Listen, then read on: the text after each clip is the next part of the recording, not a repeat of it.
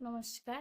আজ আমি আপনাদের সামনে বলব যে উম অহেতুক অস্থিরতা আপনি কিভাবে কাটাতে পারবেন, দূর করতে পারবেন। অহেতুক অস্থিরতা কিভাবে কাটাতে পারবেন, দূর করতে পারবেন। দেখুন, একটা জিনিস বলি, অস্থিরতাকে কখনো অস্থিরতা দিয়ে কাটানো যায় না, কিন্তু তবু আমরা অস্থির হয়ে যাই। তাহলে আমাদের কি করতে হবে?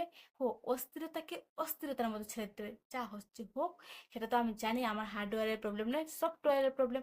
যা হচ্ছে হোক, যত অস্থির লাগতে পারে লাগুক, আর যত অস্থির আসতে পারে আসুক, আমি সহ্য করতে পারি। যখন নিজেকে বলবেন, তখন দেখবেন আস্তে আস্তে আস্তে আস্তে আপনার ভালো লাগাটা শুরু হবে।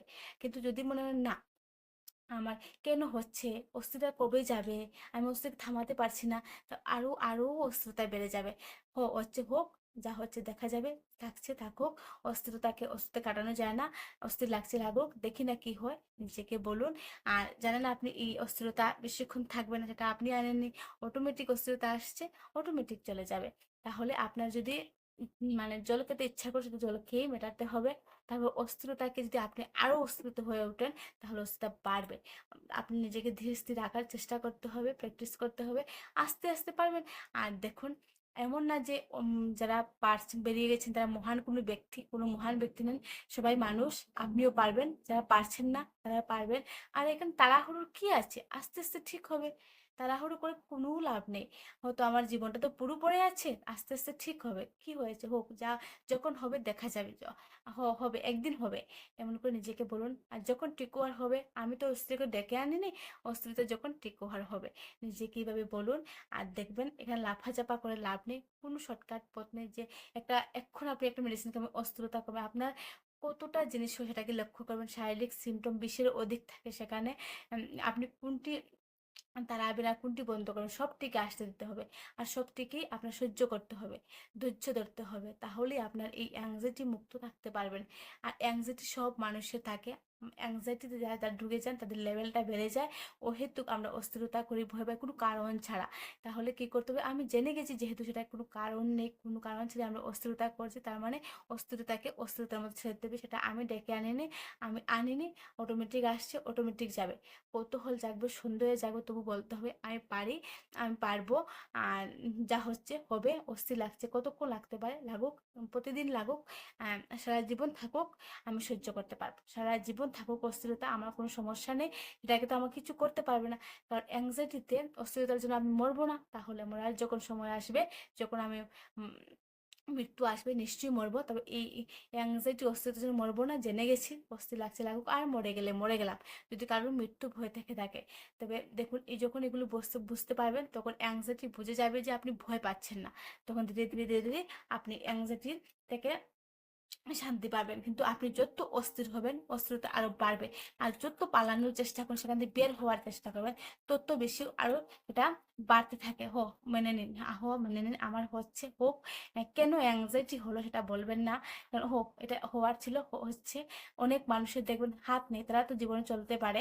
তাহলে যদি একজনের পা নেই, তারা কি চলে না? এক পা নিয়ে চলে। তাহলে আমাদের তো পুরো শরীর রয়েছে, ভালো রয়েছে। তবে এই অ্যাংজাইটি রয়েছে, থাকুক, যতদিন বেঁচে থাকুক, যতদিন ইচ্ছে থাকুক। ওকে তাড়ানোর চেষ্টা করবেন না, অস্থিরতাকে আটকানোর চেষ্টা করুন। যে যা অস্থির লাগছে লাগুক, দেখি না কি হয়। আর লাগছে লাগুক, সারাদিন লাগুক, সারাদিন অস্থির লাগুক, আমার কোনো কিছু যায় আসে না। আমি আমার কাজে থাকবো, আপনি আপনার কাজ করুন। কারণ অ্যাংজাইটি হচ্ছে আমাদের জীবনের একটা ছোট্ট ভয়। তার জন্য আমি আমার লাইফকে নষ্ট করব না, আমার দৈহিক যে কাজকর্ম রয়েছে সেগুলো করব।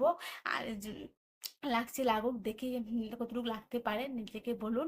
আর নিজের কাজে ব্যস্ত থাকুন, সেটাই মনে করি আমি বুদ্ধিমানের কাজ। কারণ সেটাকে আপনি তাড়াতে পারবেন না, আটকাতে পারবেন না। কারণ অস্থিরতাকে আটকানো যায় না, আর তাড়ানোও যায় না। তাহলে আমাকে সেটা মেনে নিতেই হবে। মেনে নিলেই শান্তি, আর মনে নিলেই অশান্তি বাড়বে। তাহলে মেনে নিন। আর কাছাকাছি দেখুন, প্রথম দিকে আপনি বুঝতে পারবেন না। যখন আপনার অ্যাংজাইটি যে ডেঞ্জারাস জিনিস নয়, যখন আপনি বুঝতে পারবেন, তখনই আপনি লজিকগুলো দিতে পারবেন। কারণ প্রথম দিকে আপনি বুঝতে পারবেন না আপনার সঙ্গে কি করছে, কেন অস্থির লাগছে। কিন্তু কাছাকাছি কোনো সাইকিয়াট্রিস্ট বা সাইকিয়াট্রিস্ট কাউন্সিলরকে দেখালে বুঝতে পারবেন আপনার সঙ্গে কি করছে, কি হচ্ছে। তাহলে ওগুলো একজনকে দেখান, এবং কাছাকাছি কাউন্সিলিং করান। কাউন্সিলিং পরিষেবা খুব দরকার, নিতে হবে। না হলে আপনি বুঝতে পারবেন না আপনার সঙ্গে কি করছে। তাহলে দেখান। আর দীর্ঘদিন ধরে দেখাবেন, যতদিন পর্যন্ত আপনি উনার কথা মতো আপনি চলবেন, উনি যেভাবে বলেন চলার চেষ্টা করবেন। আর যতগুলো সিমটমই আসছে, শারীরিক সমস্যা হচ্ছে, সবগুলোকে মেনে নিন। মেনে নেওয়ার চেষ্টা করুন, দেখবেন তো আস্তে আস্তে আস্তে আস্তে নর্মাল হবে। দেখবেন জীবনের ক্ষেত্র, শুধু অ্যাংজাইটির ক্ষেত্রে, আমাদের জীবনের ক্ষেত্রে যে জিনিসটাকে আমরা মেনে নিই সেটা আমাদের কিছু না, যেটা মেনে নিই তখন রাগ লাগে, বিরক্ত লাগে, দুঃখ লাগে। মেনে নিলেই ভালো, তাহলে মেনে নিন। দেখবেন প্রথম দিকে পারবেন না, অনেকদিন প্র্যাকটিস করার পর তো আমরা এই জায়গাটায় আসি। তাই মানে খুব তাড়াতাড়ি সেটা মানতে পারবেন না, আস্তে আস্তে পারবেন। ও আমার অস্থিরতা আছে সেটা আমি জানি, ও আমার কেন লাগছে সেটাও জানি, কারণ অ্যাংজাইটির জন্য অস্থিরতা লাগছে, লাগুক দেখি কি হয়। কারেন্ট গেলে যদি আমাদের অস্থির লাগে তাহলে কি করি আমরা? কি কারেন্টও বেশি গিয়ে মারামারি করি? করি না। তাহলে লাগছে লাগুক, দেখি কি হয়, নিজেকে বলুন। দেখবেন আস্তে আস্তে আস্তে আস্তে সেটা নর্মাল হতে থাকবে। আর যারা যারা আমার এই চ্যানেলকে সাবস্ক্রাইব করেছেন তাদের অসংখ্য ধন্যবাদ, যারা করেননি অনুরোধ করবো করবেন। ভালো লাগলে লাইক শেয়ার কমেন্ট করতে পারেন।